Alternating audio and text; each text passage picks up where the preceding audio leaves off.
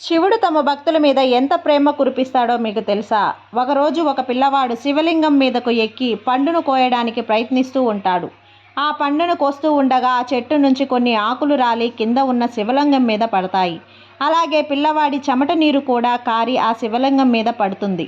అప్పుడు ఆ గ్రామంలో ఉన్న పూజారులు ఆ పిల్లవాడు చేసిన పనికి నోటికి వచ్చినట్టు మాటలు మాట్లాడుతారు. ఆ పిల్లవాడు బాధతో ఏడుస్తూ కిందికి దిగుతాడు. కానీ శివుడు ఆ పిల్లవాడి ముందు ప్రత్యక్షమయ్యి, ఎందుకు బాలక ఇంత బాధపడుతున్నావు? నువ్వు ఏం తప్పు చేశావు?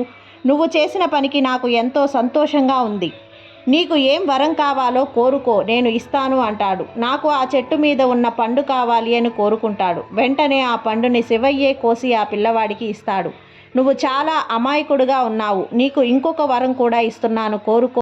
మా అమ్మ నాతో ప్రతిసారి మా మామయ్య వస్తాడు, వచ్చినప్పుడు నీకు చాలా బొమ్మలు తెస్తాడు అని అంటూ ఉంటుంది. కానీ